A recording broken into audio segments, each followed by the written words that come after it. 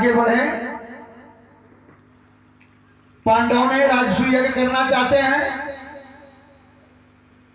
तो सभी लोग एकत्रित होकर पूछा कि भाई यज्ञ में पहले पूजा किसका किया जाए। पांडवों ने कहा, भीम ने कहा, सब मिलकर बोले कि पहले पूजा किसने का होगा? द्वारिका धीश का होगा। शिशुपाल पर खड़ा हुआ था, गाली पर गाली देने लगा और 108 गालियां पूरी होते होते भगवान ने सुदर्शन चक्र से धड़ को अलग कर दिया। सो गोविंदाय नमो नमः। यज्ञ प्रारंभ किया गया। यज्ञ में सबसे पहला कार्य क्या है? यज्ञ का दान का भंडारा। यज्ञ में जो होता है दान का भंडारा भगवान किसे सौंपे? कर्ण को और दुर्योधन को, क्योंकि दुर्योधन जो है विपरीत दिशा में है। वो चाहेगा कि पांडवों का खजाना खाली हो जाए, लेकिन कर्ण के हाथ में एक ऐसी रेखा है कि जितने दान होगा उतने भंडारा भरते जाएगा। दान का भंडारा भगवान ने सौंप दिया। दूसरा भंडारा भोजन भंडारा। यज्ञ में सबको सहयोग देना चाहिए, शक्ति भक्ति के अनुसार। दान का भंडारा, भोजन का भंडारा भगवान ने भीम को सौंप दिया। कहा जो ज्यादा खाएगा वही खिलाएगा, जो दो ही खाता वो दो ही सामने को परोसेगा, खाने वाला ही खिलाएगा।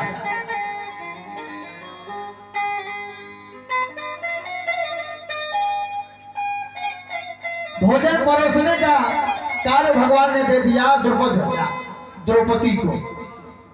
भोजन परोसने में भी कला है। थाली अगर परोसना है, चावल एकत्रित होना है, चावल बिखरा नहीं रहना चाहिए। रोटी एक जगह हो, सब्जी एक जगह हो, दाल कटोरी में हो। थाली जब सज के आती है तो भोजन करने वाले के ना भूख, रात में भी भोजन कर लेता है, और थाली जब गड़बड़ आती तो भूख कितना भी लगा रहे, मन खाने के लिए नहीं करता।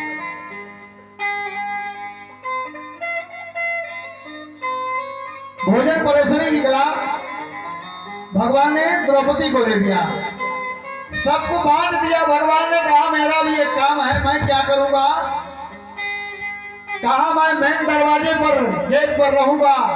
जितने आगंतुक ब्राह्मण लोग आएंगे सबका मैं चरण धोऊंगा, अपनी पीताम्बरी से पहुंचकर तब अंदर प्रवेश कराऊंगा।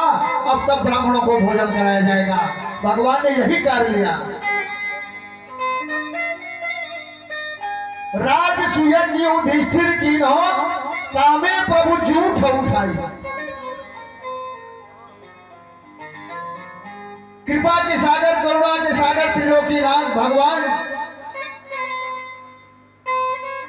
प्रभु कहते हैं यदि मुझे कोई 1 बार 2 बार 10 बार पुकारेगा तो उसको मैं उसका नाम भी 100 बार ले लेता हूं, लेकिन मेरा नाम तो लेकर देखे, मुझे कोई याद करके देखे, मुझे कोई पुकार के देखे।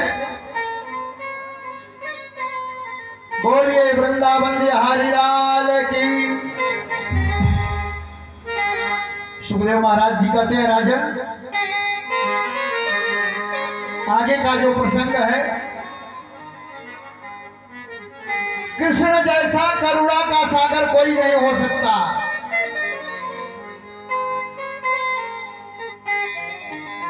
कृष्ण जैसा करुणा का सागर कोई नहीं हो सकता। भगवान कृष्ण के बचपन के एक मित्र थे सुदामा। सुदामा दोनों मित्र एक ही साथ शिक्षा ग्रहण किए थे। कृष्णासीद सखा कश्चिदा ब्राह्मणो ब्रह्मवित्तवा विरक्ता इंद्रियार्थेषु प्रसन्नात्मा जितेंद्रिया। सुदामा जी बचपन के विरक्त थे, कभी किसी से याचना नहीं किया। सुदामा जी घर में है कि नहीं है, नहीं भी है तो पानी गर्म करके पी लेते थे, लेकिन किसी से मांगने नहीं गए सुदामा जी। आयरन को चाहे बाबा धन केवल भिक्षा। भागवत में लिखा है कि ब्राह्मण यदि भिक्षा मांगता है और उसकी ब्राह्मणता नष्ट हो जाती, ब्राह्मण दान लेने का अधिकारी है, न कि भीख मांगने का अधिकारी है। भागवत में सुखदेव स्वामी कहीं नहीं लिखा कि सुदामा जी दरिद्र थे। सुदामा जी दरिद्र नहीं थे। कोई दरिद्र, दरिद्र कौन है?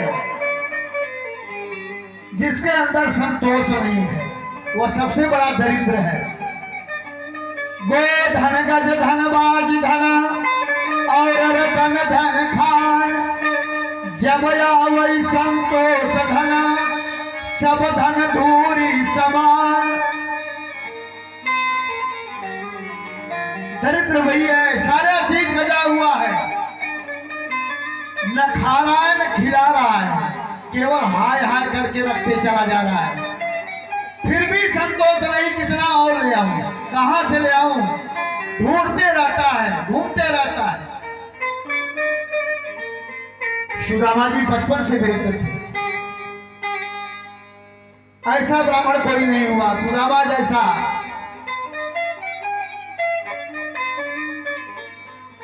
दरिद्र असंतुष्ट कौन? जो दरिद्र, जिसके अंदर असंतोष है, संतुष्टि नहीं है। सुदामा जी कभी कभी खेत में अन्न गिरे रहते थे, बाजार में दुकानों पर कहीं भी गेहूं गिरे रहते थे, उठा कर लाकर टिक्कर बना के खाते थे, लेकिन मांगते किसी से नहीं थे। दही रहता ना तो नहीं खाते थे। सुदामा जी के जीवन की बात सुशीला ने विचार किया कि मेरे स्वामी साक्षात भगवान है, संत है, कैसे मैं जानूं, कैसे मैं भेजूं कि एक बार द्वारिकाधीश के यहां चले जाइए। सुदामा की पत्नी सुशीला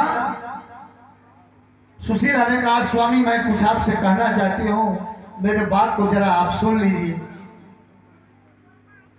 बोलिए देवी, आप क्या कहना चाहती हैं? सुशीला ने कहा, मैंने सुना कि आपके बचपन के मित्र कोई द्वारिकाधीश हैं क्या? बचपन के मित्र आपके द्वारिकाधीश हैं। सुदामा जी ने कहा, कौन सी बात तुमने याद दिला दिया, बहुत वर्षों बाद याद तुमने दिला दिया। कुछ देर तक सुदामा जी नम रह गए, खड़े रह गए।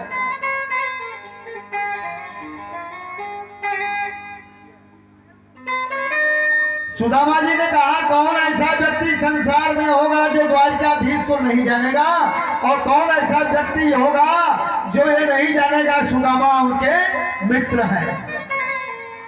हम दोनों एक साथ पढ़ने जाते थे, हमारी मित्रता बचपन की है, लेकिन दोनों मित्रों में भेद आए।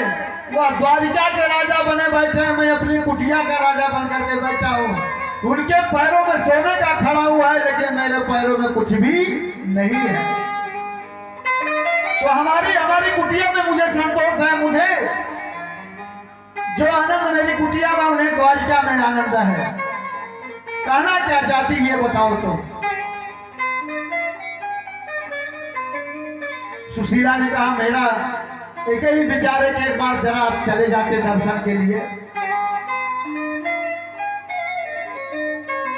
सुदामा जी ने कहा, मुझे दर्शन करना होता है तो मैं नेत्र बंद कर लेता हूं, मुझे यही दर्शन हो जाता है, वहां जाने से क्या फायदा। सुशीला ने कहा, स्वामी एक बार जाइए, हो सकता कुछ न कुछ कृपा हो जाए। सुदामा जी ने कहा, अब कदापि नहीं जाऊंगा, तुम्हारी इच्छा है कि जाए, कुछ मिल जाएगा लेकर आएंगे। अब मैं जाने वाला भी था, फिर भी नहीं जाऊंगा।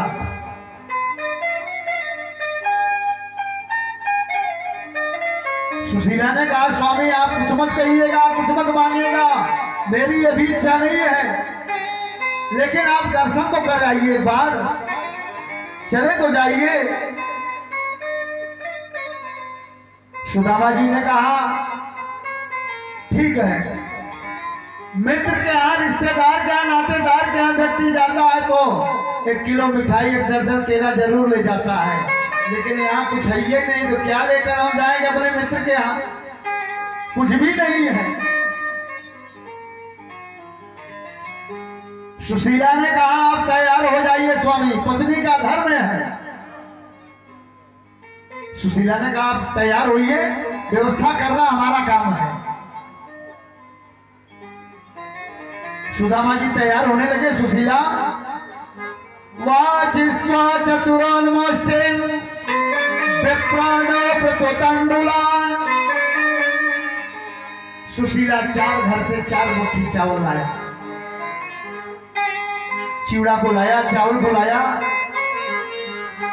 पहले घर को मिला वो मोटा था, दूसरे घर गई पतला था, तीसरे घर गई तो 2 टुकड़ा था, चौथे घर गई तो धान आधा आधा चावल था।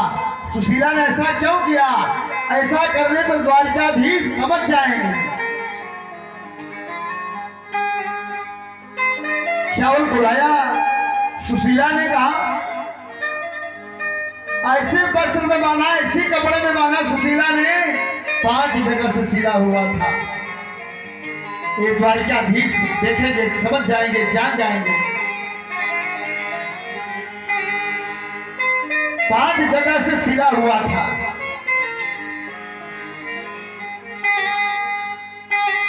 अरे सुशीला, मुझे दर्शन तो यही मिल जाता है, लेकिन तुम हमारी पत्नी हो, धर्म पत्नी हो, जो द्वारकाधीश से मिलने की प्रेरणा दे रही हो। अब मैं चल रहा हूं। पुटली बांधकर सुशीला ने दे दिया। सुदामा जी धीरे धीरे, टूटी छड़ी, पैर में बेवाई बटा हुआ है, शरीर के पूरे नस दिख रहे हैं, लेकिन ब्रह्म तेज झलक रहा है। चलने लगे धीरे धीरे। सुदामा जी निकल पड़े। ऐ कान्हा बस तू ही जाने दुनिया को क्या बतलाऊं।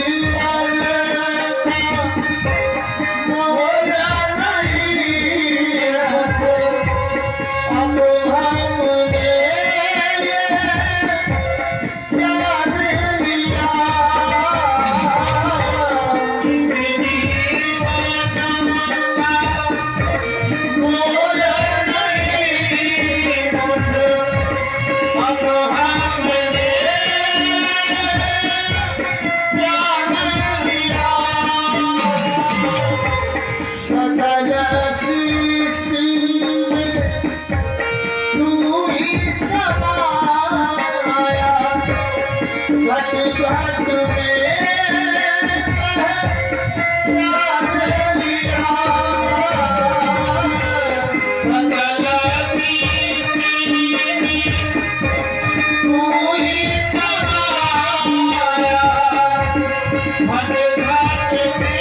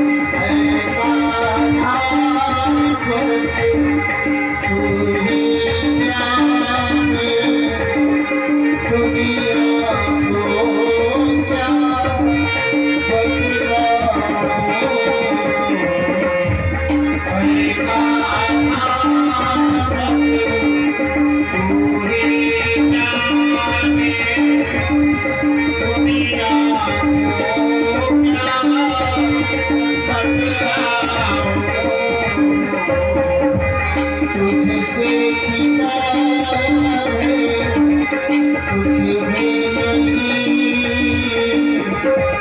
फिर मैं क्या बतलाऊं। तुझसे छिपा है कुछ भी नहीं,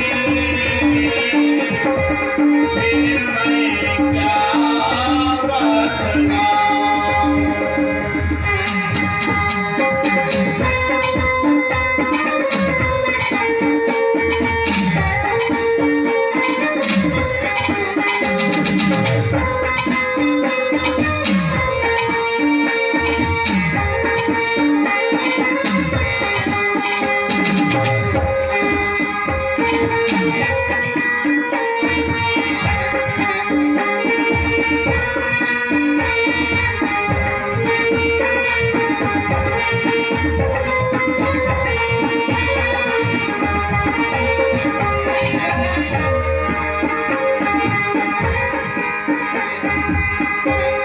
दुख में